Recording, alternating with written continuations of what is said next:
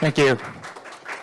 So hello and welcome to this session. And this session should be probably the most otaku panel.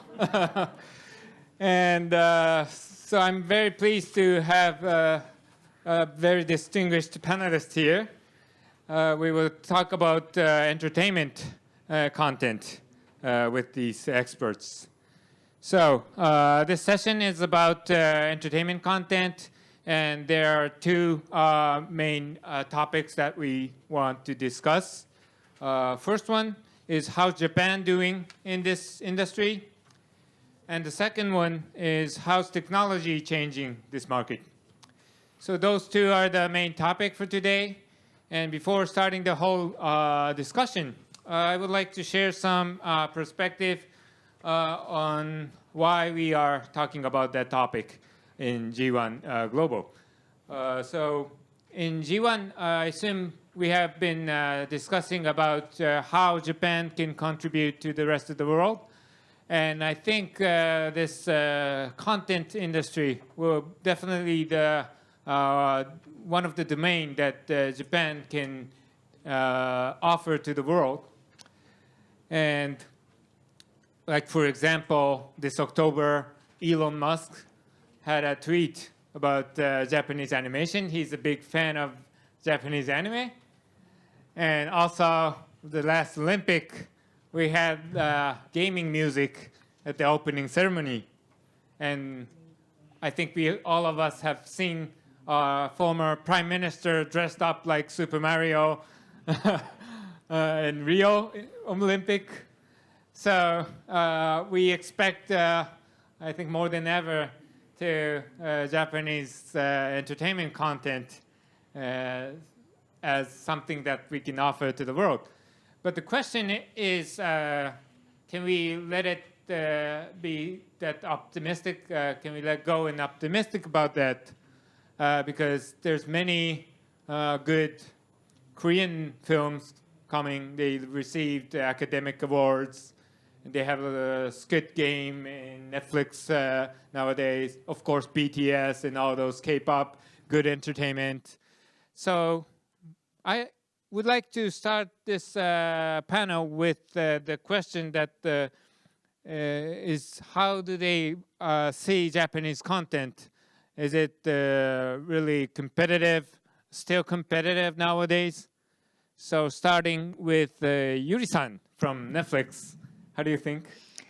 Thank you for your question, Kigami-san, and thank you for inviting me. It's a great honor to talk with such a great panelist here.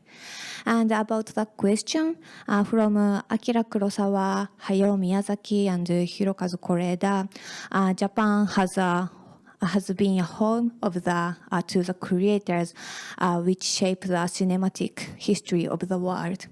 And while it was a struggle for non-Japanese residents to the access to the Japanese content, and the anime built a fandom through the pirate website.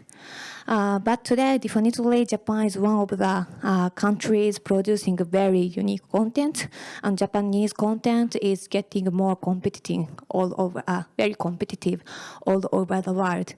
And about the anime is getting popular with mainstream pop culture audiences, and this popularity of anime is driven by Japanese anime mainly. Thank you. So Netflix having a headquarter of animation in Japan, is that true? Yes, that's true. Yes, so our anime creative team and also the business team is located in Tokyo, and we are producing anime based on Tokyo. And for some titles, we are closely working with foreign studios too, but we are delivering the anime to all over the world from Tokyo.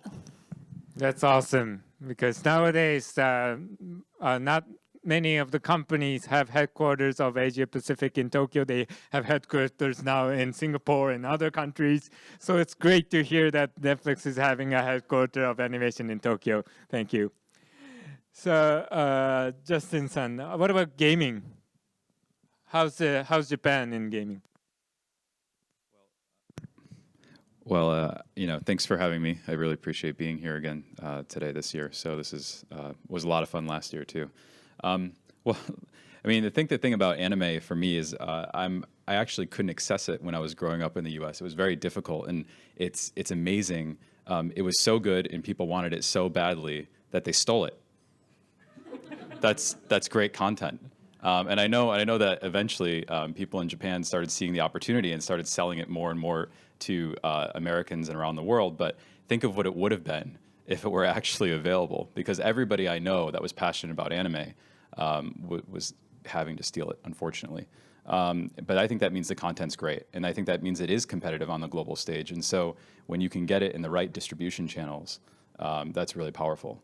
And when I think of content that Japan produces, what makes it powerful is the Galapagos effect that you have in Japan. It's the fact that everywhere else we have cartoons, and in Japan you have anime, and that wasn't really intentional, but everybody knows the difference. And so something evolved here differently than it evolved everywhere else, and it's distinct. And Japan doesn't have to try to be distinct. It's distinct and it's authentic. And I think that that's really powerful today when you look at a world where everybody in entertainment and content is trying to think about, how do I look more like that successful thing over there? Japan has like a super, super strong brand around a type of content that no one else can really copy. I think that that's a huge asset. And so when I think about how that applies to games, a lot of that expertise in animation and the Galapagos effect of the types of games that are made and the types of content that's popular is also true for games. And people know that the types of games they can expect from Japanese companies are different in a good way, and they can see it without knowing the brand of the company that made the game. And I think it's that type of, it's almost like the same reason you'd go on a vacation. I remember like playing Japanese games growing up and thinking I felt like I was being transported to a different place. And I think that that's like a really cool experience you can give someone through content. And when it happens without it being intentional, it's even more powerful. So I think that's something that Japan hasn't lost. And as long as it keeps, it'll be competitive in the long run. Thank you. So being copied is not bad as a promotion, probably. So when we go to Tokyo Disney Sea, maybe we want to go to Venezia and Venice, the real one. So just like that, so many people, consumers enjoying copied Japanese content might have bringing more consumers to the authentic Japanese content. That's great. Thank you. So Nao-san is from Tokyo Otaku Mall, and who should be expert for otaku. So how's Japanese content nowadays?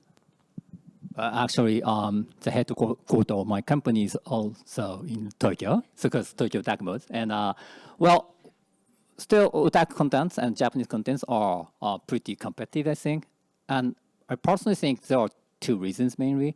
So one is the reason why Japanese contents are so unique is because the contents are basically strongly related to the culture where those contents have been created or the producers has been raised.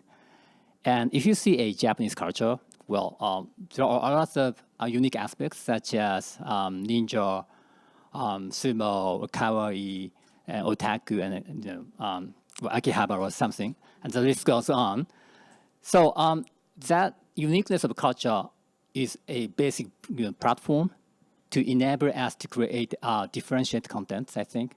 And that's one. And the second one is a quantity, actually. Well, if we talk about the anime studios, anime contents, as far as I know, over 50 or 60 contents has been produced for every quarter.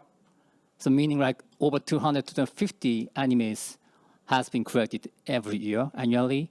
So the combo of a quantity and the uniqueness of the culture is a, well, structural strength to differentiate the content. So that's why the Japanese otaku culture and the contents are unique and competitive still. Thank you. So uniqueness of culture and quantity. I totally agree with it. And not only the anime, we also have manga. and there's like plenty of mangas have been produced every week, every month, every week, every day. So this is amazing. I mean, each of the manga, even there's a manga that I don't know and you you don't know, but it's still a great manga, and we never realize that until we know it from somebody else. But there's like plenty of good mangas as well. So quantity, I think, is the another point that point Nao-san had pointed out. It's amazing, and I totally agree with it. So I think some of the keywords have already been mentioned from the panelists, but from now on, we should hear some more particular examples or trends that happening already. So again, current situation for this creative industry, starting from Yuri-san, what kind of a trend do you see in Netflix? Not necessarily have to be in Netflix, but in animation industry that you think about that's something related to Japanese content. Thank you. And different titles work, and we are learning into this. If there is no magic sauce to tell us which kind of the titles will become popular. If there is, we would love that. But the anime is very broad category of storytelling, and we think there is a potential for great stories to be competitive everywhere. And as a result, on the Netflix, for example, 120 million households watched anime in a given year, and also the anime made a top 10 ranking in around the 100 countries on Netflix. But in most cases, the popularity of anime starts from Japan first, and this hit travel across market. I think the big appeal of anime is it is Japanese. And also we can say the same thing for the Squid Game. The key element of the Squid Game is a Korean local kids game. This key piece made this title more unique and new globally. Thank you. So 120 million households watching anime? Yes. So are you allowed to say how much of it is global and how much of it is Japanese people? It's our secret. Sorry. But I hope it's been consumed all over the world. And it's amazing. So, you know, it's 120 million, so it's more than probably Japanese Yes, Japan, yeah, much more than, yeah. population and whole household in Japan. So that means it has been watched all over the world. And so it's not that niche, because one of the concerns when we talk about Japanese content, it's thought to be too niche. And yeah, right now, market size would be like $20 billion. So it's not that big as Toyota and that manufacturing big industry, but still, we still have an impact, which is not necessarily have to be a money impact, monetary impact, but the consumers are consuming time. So they're using time, we're having their mind share, even the mind share of Elon Musk and those entrepreneurs. So that's amazing. Okay, thank you. So Justin, can you tell us about the particular titles that could be symbolic or could be a benchmark for in gaming industry? Well, I mean, it's almost too obvious, but I have to say Pokemon Go has been, you know, I know it's not the latest thing, but they've really been able to get a lot of life out of that game. And I think it comes back to this idea of content is part of a conversation now. And so if you look at Squid Games, I don't have the information Netflix has, but something that's so interesting about that movie is it becomes part of conversation. You look at the Halloween costumes that happen because of Squid Game, and you look at the TikTok videos, there's memes everywhere because the core pieces of the movie are something you can take with you in 10 or 15 seconds, and you can have a conversation about them, and you can repeat them in a way that's memified. And so I think what's really powerful about what Pokemon Company has done with Niantic in the Pokemon Go game that a lot of people don't talk about, they got excited about the augmented reality piece, and they said, look, the Pokemon are part of the world. But if you really think about how people discovered that game, you saw a bunch of people standing in the middle of some part of Tokyo where they shouldn't be standing and just going like this on their phones. And everybody was just saying, what is that person doing? That's a meme. And so that's how the game spread. And people said, oh, they're playing this game. They're like, okay, well, I'll try it. And so everybody around you, the word of mouth that happens when you see somebody doing something strange on their phone like that, that was very, very powerful. And it was something that was a perfect fit for Pokemon. And so a lot of brands have been licensing their content, probably to too many companies in the mobile game space lately. I think there was a rush after seeing some of the success where companies have said, we need to get an RPG out, we need to do this. And I'm not speaking about Japan in particular. I think all great content holders have said, we need a mobile game too. But what made that game work is there's 20 years of history of Pokemon working on this way where you go and you explore the world to collect these Pokemon. And that's exactly what they replicated in Pokemon Go and in a way that became a meme. And so the single way I put this is like, I think media is becoming a conversation between you and the people who consume it and the people who don't consume it. Squid Games has touched a lot of people, but it's touched 10 times more people that haven't even watched it. And in that conversation they're having about why it's interesting and the memes they're seeing, it's part of their life even though they haven't even consumed the content.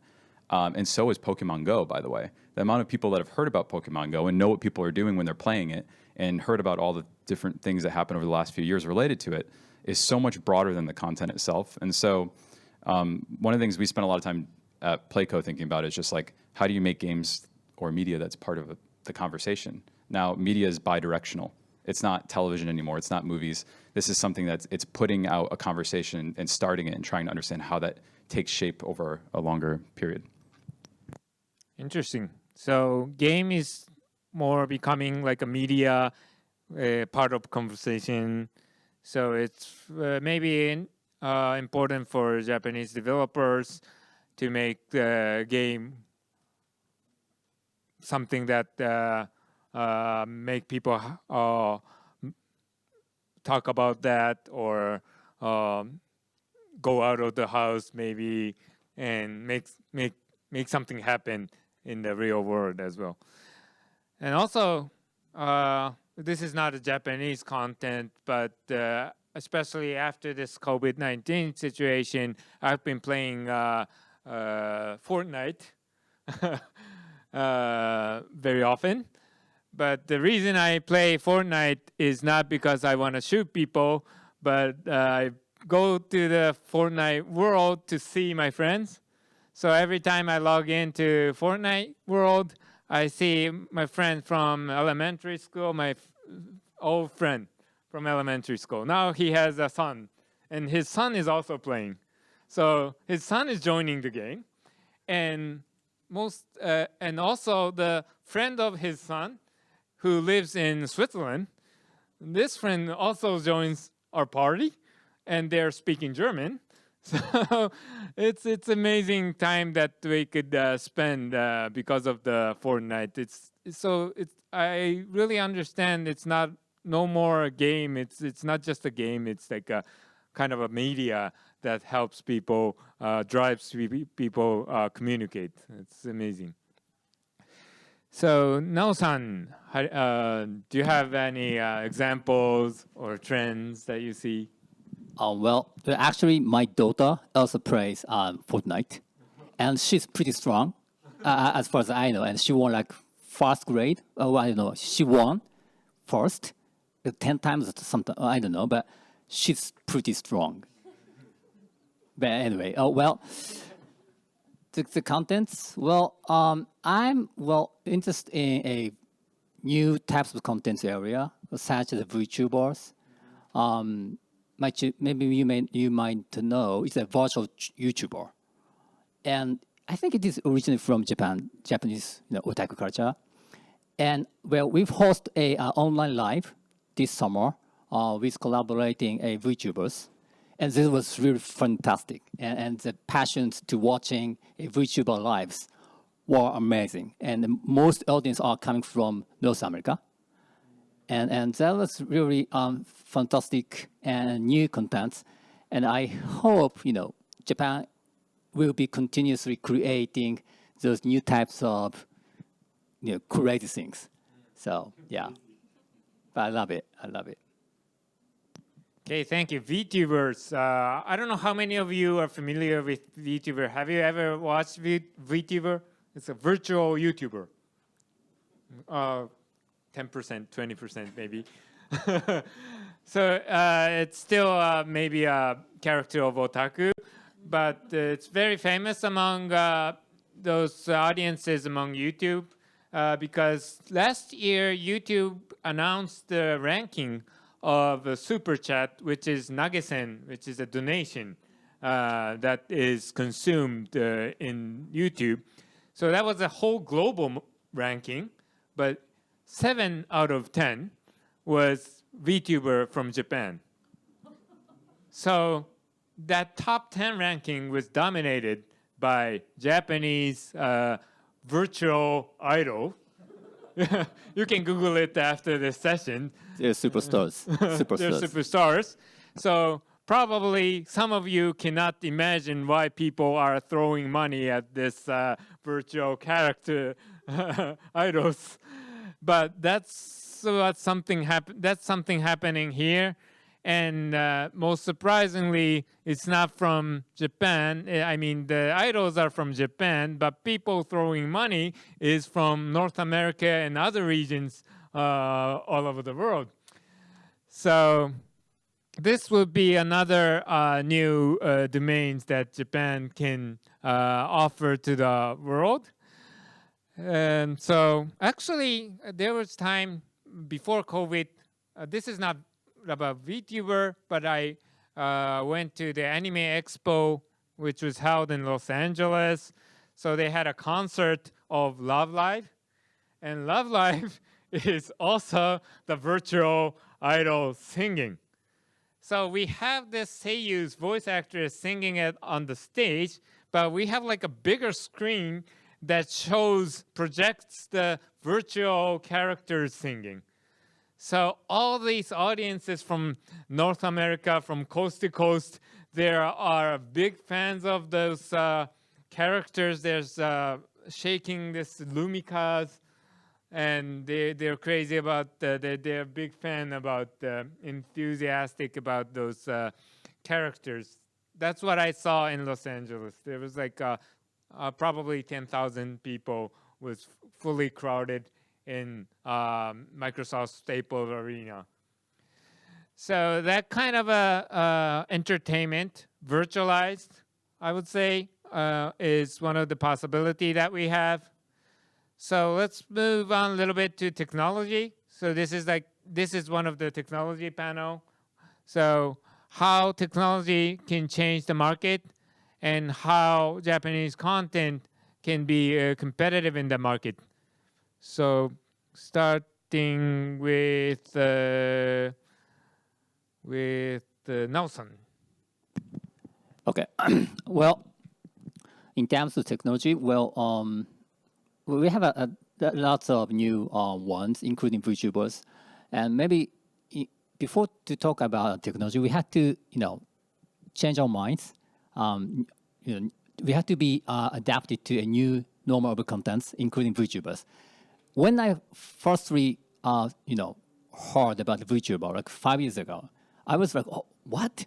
Even though I'm deeply in this industry, but I could not understand what they are talking to me.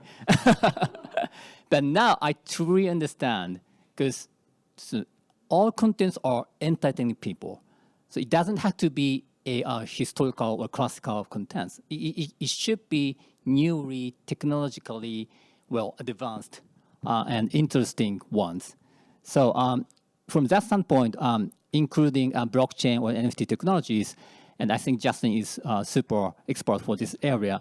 Well, we should know and get to understand the new technology and new context to apply the existing contents and to create a new content.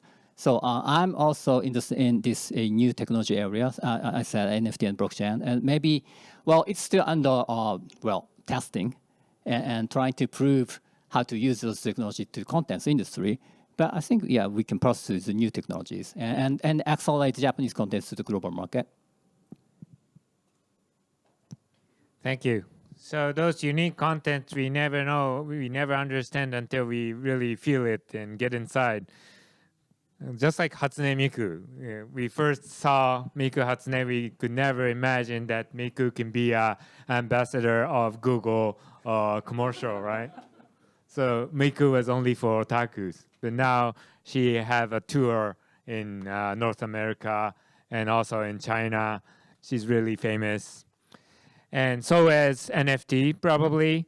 So this year, especially beginning of this year, NFT was a big buzzword and have reported very often. And there's a big interest from the society how NFT can change the content market.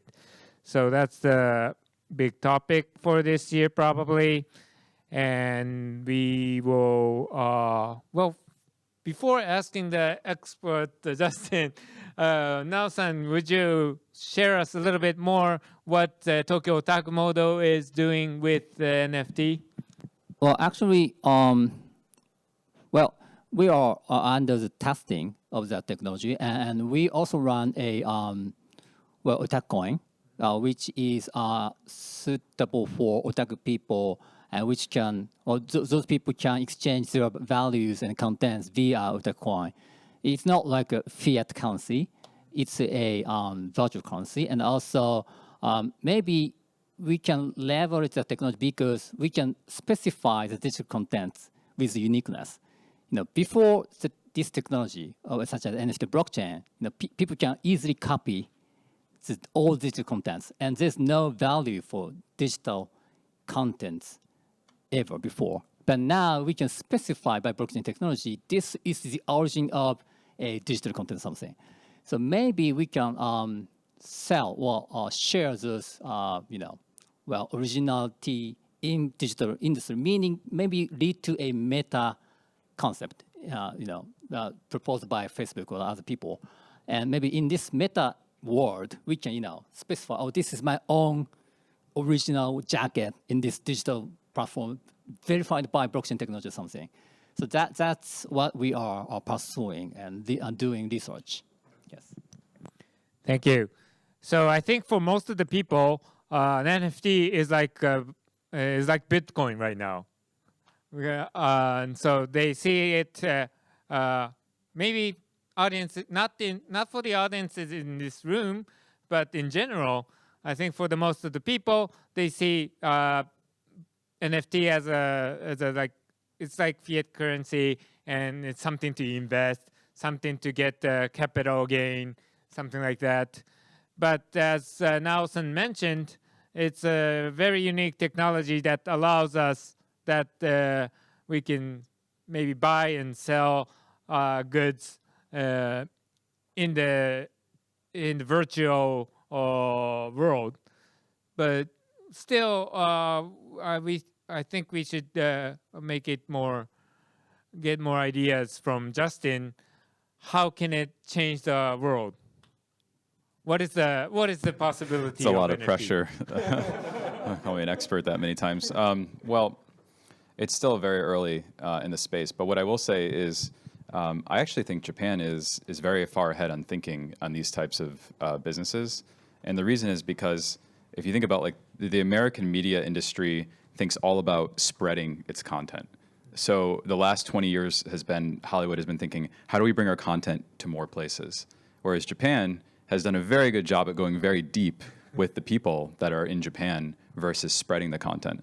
And so when I look at these idol groups like AKB, or when I see what's going on in Akihabara, the depth that you can go into for anything, for any manga or any anime or any of these idol groups is tremendous. It's way more than you could ever do in America because the US was focused on expansion, whereas Japan was focused on depth.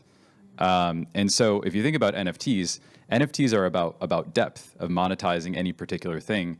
And the US is just catching on to this trend of, hey, it turns out that you don't need to have content that 500 million people are going to engage with. You can just have content that 100,000 people engage with. But if they spend a lot of money on it, then that could be a very interesting business. And so the tools are popping up to do that. And part of it, you see this in businesses like Patreon, where people are paying directly for content they care about. And then you also are starting to see this on NFTs. And I think that Japan has a lot of experience in this area. And so when you think about the psychology of it, I know that a lot of this is already going on. Like people are paying, they're going to the idols concerts. I haven't been to one, but I hear that they would sometimes pay for more than one CD, right? They don't have a use for 2 CDs, but they might get something in return for that, right? That's the same psychology that you're seeing in NFTs. It's just the digital version of it. So if you think about like what type of thinking has to be applied to NFTs to succeed for Japan, I think Japan's actually very far ahead of the rest of the world on this because it's been doing more in-depth monetization on fans than any other country in the world. And so I think that's where I think Japan is well positioned. When it comes to ownership, I'll just say like people are very used to buying things that don't have value, right? I mean, if you think about an idol, even in the US or somebody who's famous, my sister might buy a poster when she was younger of like a famous boy band singer and put it on her wall. And the poster costs $20 at the store, but the poster costs a penny to print, okay? So like, this is not unique to technology. This is about ownership in the meaning behind something. And Japan already has that figured out. So I don't need to give you advice on that. That's been going on in many industries for a long time. So thinking about how to apply that to the technology is the thing that's going to work. But the psychology is the hard part. I think the technology is the easy part. So I'm bullish on Japan for that. Thank you. So we're good at going deep. And Yuri-san, how about technology in animation? Thank you. And first, I would like to clarify Netflix is not a tech company. We are the entertainment company. So from the viewpoint of an entertainment company, I would like to talk about this topic. I think the global streaming improves the audience's viewing experience very significantly. And at Netflix, we want to continue investing on the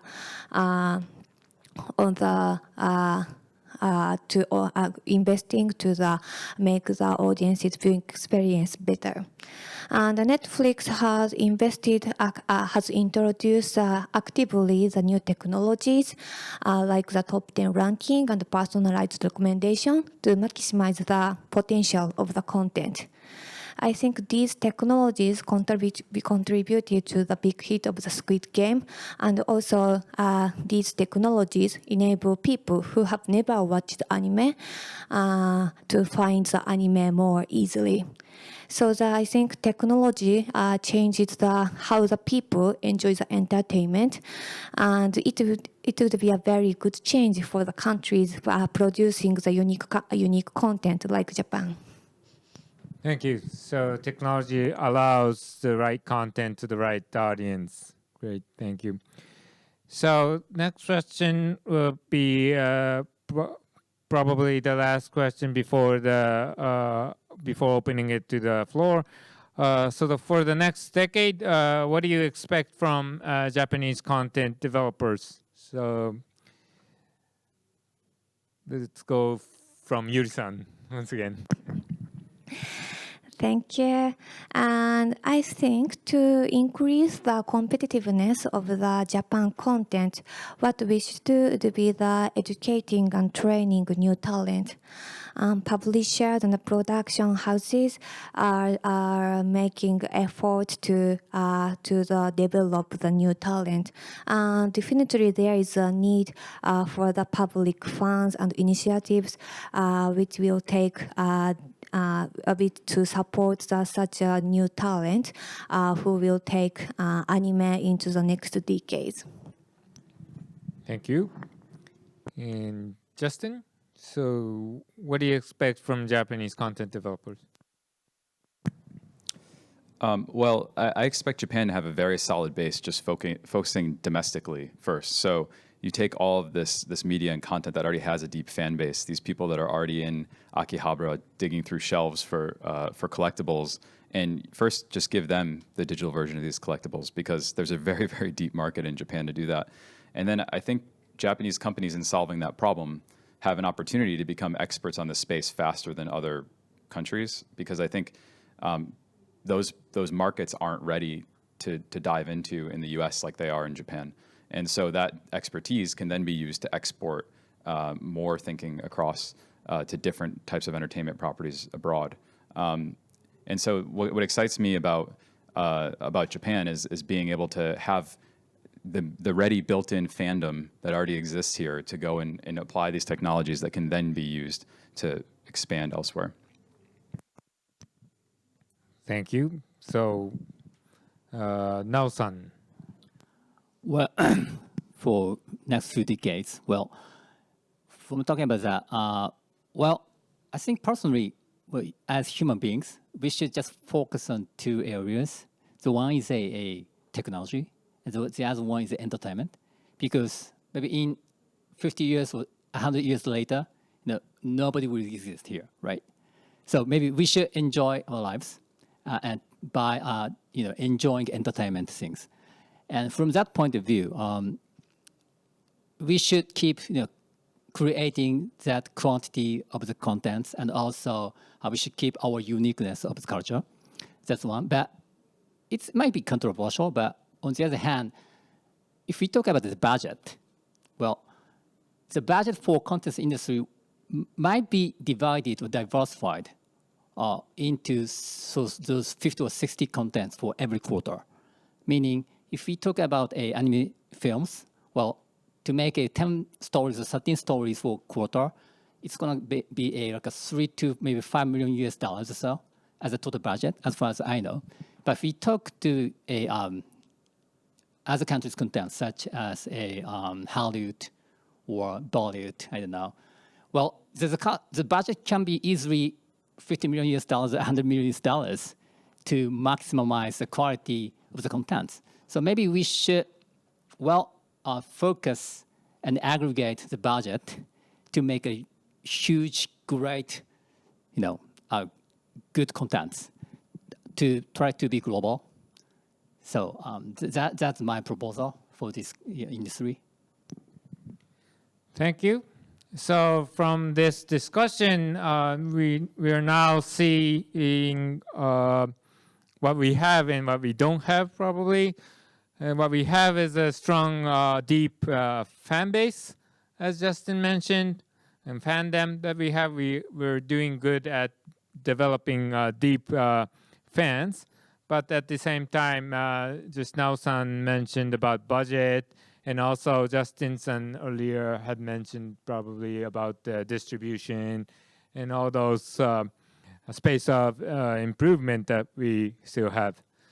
So we're opening up this session to the floor. If you have any questions or comment, welcome, and we will take 3 questions, comment at the same time.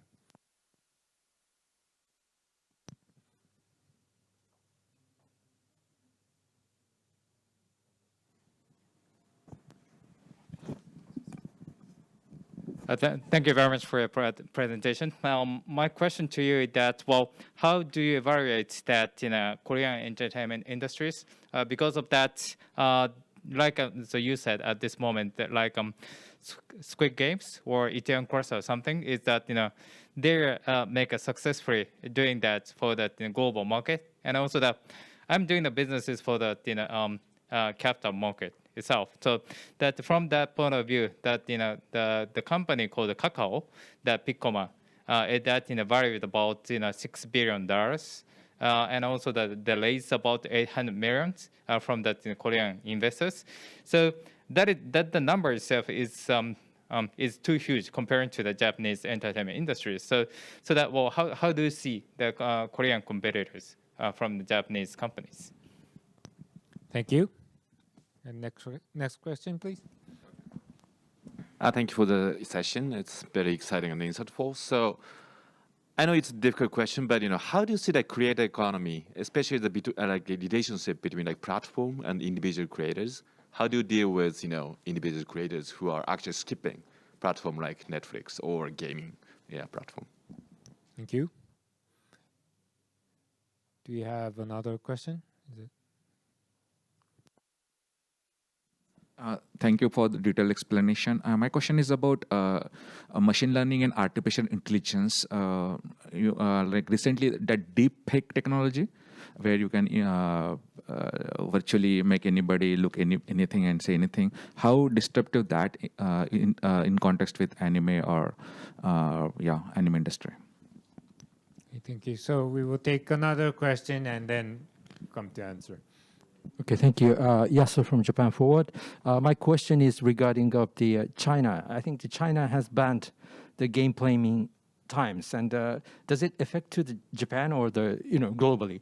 This is the first question. Second question, if it is possible, Umamusume is a kind of booming game in Japan, but how will it go global or not? Interesting. Thank you. So the first question is, how do we evaluate Korean content? Squid Game, Parasite, webtoon from Kakao. So this goes to Yuri-san. Okay, thank you. Yeah, definitely Korea is one of the most the energetic countries producing the unique content, and seeing the popularity of the Korean content, I think it's a very good influence on Japanese content too. After a big hit of the Squid Game, the Japanese live action shows Alice in Borderland, the Netflix original, also the viewing of this title increased on the Netflix. So sorry, I'm not the right person to evaluate the content, Korean content, but I think it is a very big movement as an Asia, and I think we will have more opportunities for Japan content to get the more awareness from all over the world. Thank you.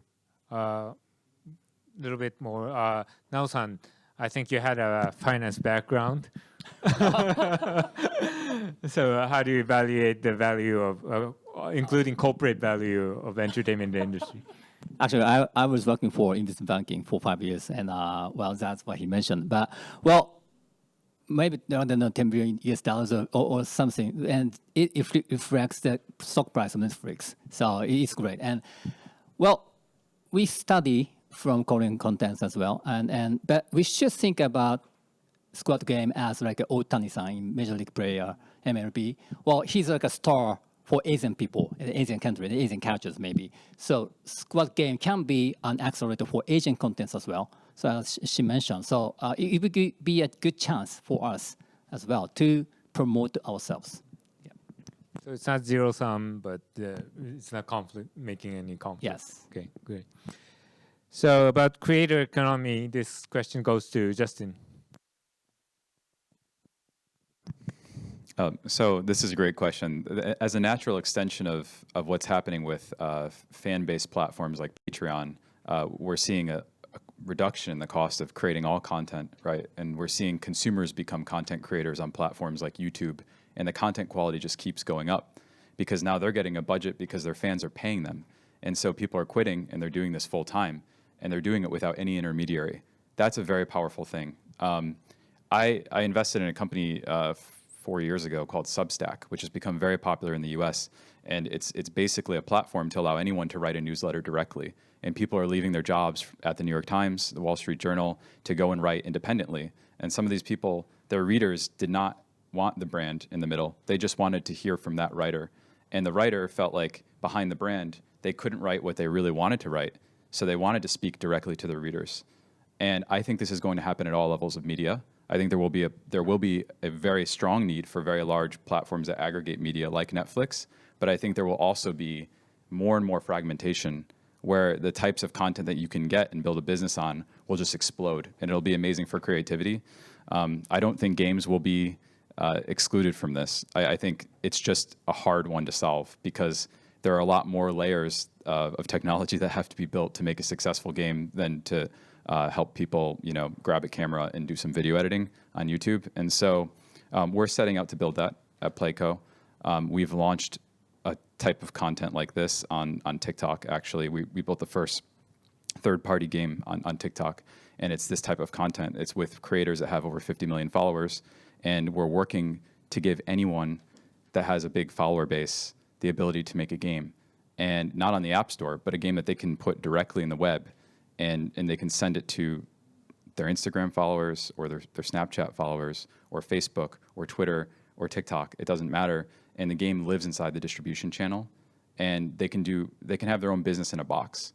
So in the future, I don't think game companies will be the only companies making games. I think anyone will be able to make a game, just like we've seen with other forms of media. And so we want to empower more people to get the leverage of technology.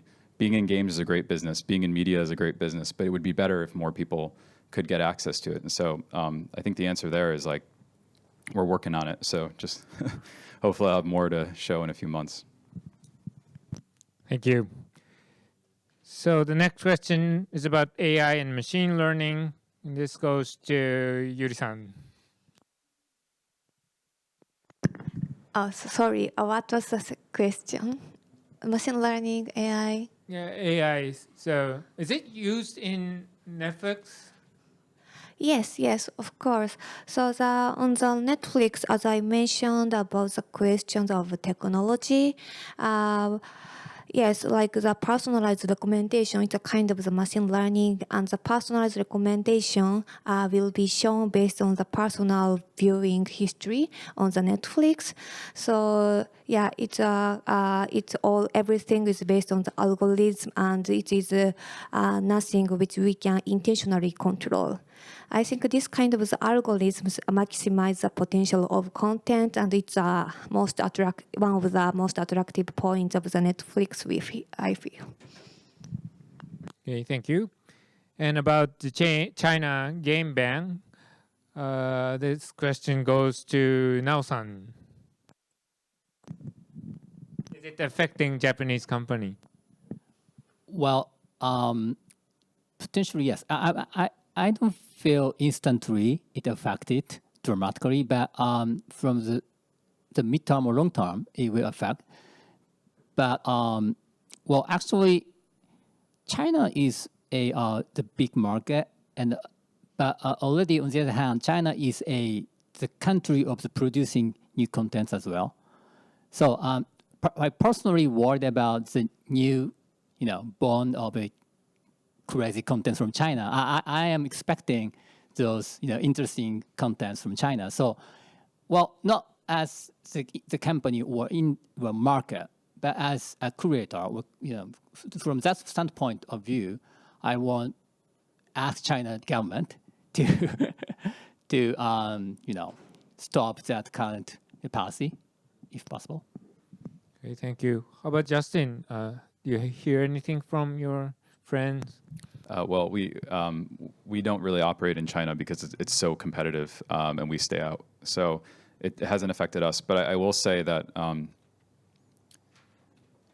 whether you think it's correct from a moral perspective and whether children should be playing games more or not, we try to focus on making games that help people spend more time together with people they care about. And so there's a huge spectrum, just like there is in any form of media or content, of how useful any of this media is to you. You can watch things that will, that your time would be spent doing almost anything else, or you can watch things that may be better than almost any other way you can spend your time.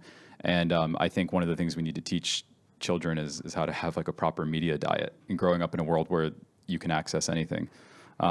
As for what it means for China's competitiveness, I think that this is not a good decision, actually, because if you think about why China's been able to export power with their internet companies, it's because they protected China and they wouldn't let foreign companies enter. And so by not letting Google enter, they built their own Google. And by not letting Facebook enter, they built their own Facebook. And so while other countries or other continents like Europe were saying, oh, come on in, this is great, we get all this technology, and then later trying to figure out, oh, wait, turns out like all that industry is now no longer available to us. Let's figure out how we go and tax these companies that took this opportunity. China actually was like much more forward looking. And while everyone was saying this is about censorship, they were growing their ecosystem. And now these companies are competitive. And so when I think about games, they're hurting growing their own ecosystem by doing this, actually, because they're putting the brakes on foreign companies will not go near investing in China in the near term. And domestically, the opportunities just become smaller by limiting it. And that will also hurt their ability to export this content. So if you think about what's made Japan a very powerful game producer and content producer, it's because the domestic market is huge. And so these companies can build up their budgets and build up their expertise and then export some of it. And if China starts saying that games are not a priority for the country, that will hurt their ability to export games as well, I think, in the long run. So. Great, thank you. And another question was about Umamusume. Well, Umamusume is now giving a huge impact on Cygames and Cyber Agent financial results. So this question goes to Nao-san. Can Umamusume go global? Actually, I have quite a lot of friends in cyber group, so I don't want to say this, but well, I personally think it's not the Umamusume is not for global content. I think it's pretty suitable for Japanese other cultures, and it's a crazy idea. The combo of horses and kawaii, I don't know, daughters or something. Well, it's great. It's a kind of an invention. According to Justin, that kind of a craziness is good when you go to global, right? Yeah, it's great, but well, it's a too kawaii context. Such kind of contents it's for specific people, including me, but not for every family or every household's content. So, well, yeah, it's huge. It is great, but it's for domestic market, I think. It's much, much better for Japan market. Yeah. Thank you. So it's always better to keep on challenging and make this quantity very high, because we never know which kind of a content makes a smash hit or not. So always important to keep on trying. So we have five more minutes to go. So each of us panelists, could you make final comment for this session, concluding a little bit what we can do, projecting the future, starting from Yuri-san. Thank you.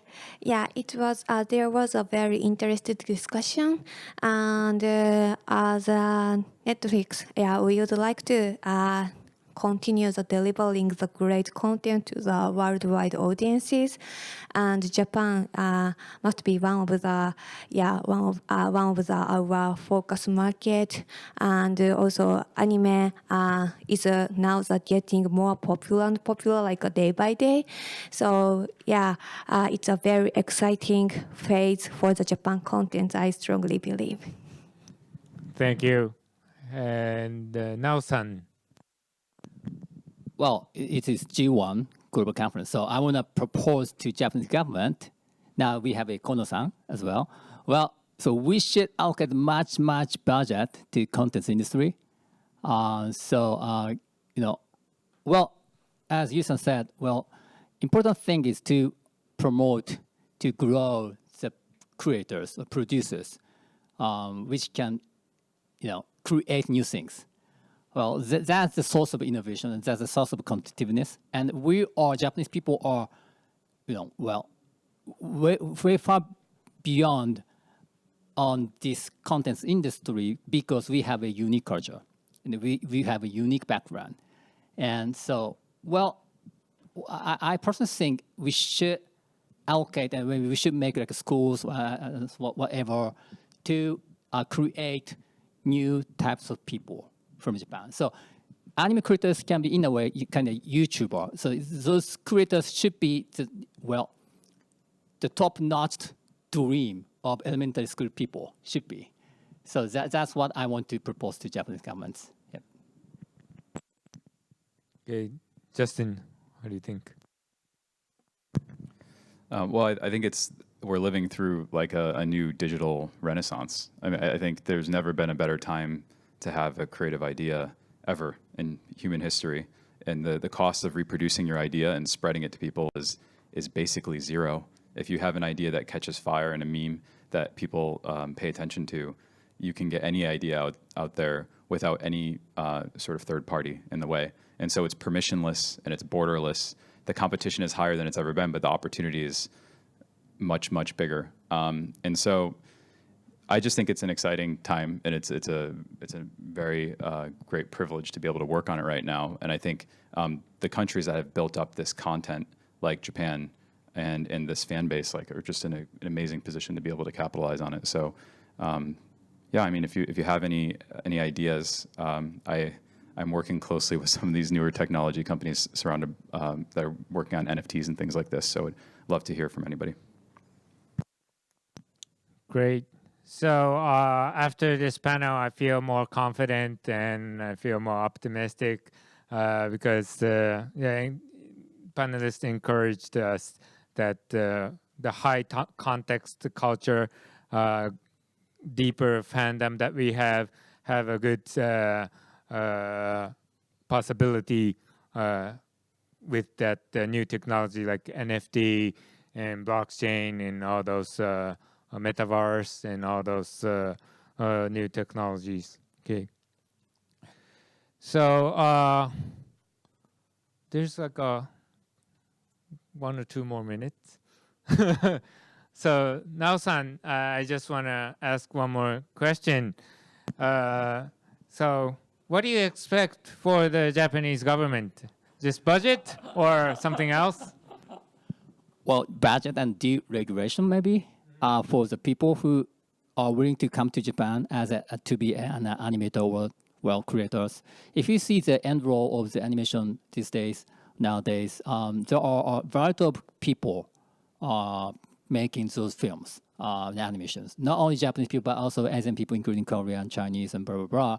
So, well, you know, I would like to offer those people to come to Japan to make a Tokyo specific area to enable those people to focus on new types of the contents. So that if I can do it, that's amazing. Yes. So related to Justin's talk answer, it's more and more important to have unique people in this country and have creators, and everyone could be a creator after this new technology. So probably it's what we can expect for the government is not only the budget, but we can expect how we can attract those talented creators, how we can educate those creators. Thank you. So everybody, please join me. Appreciate all those panelists. Thank you very much.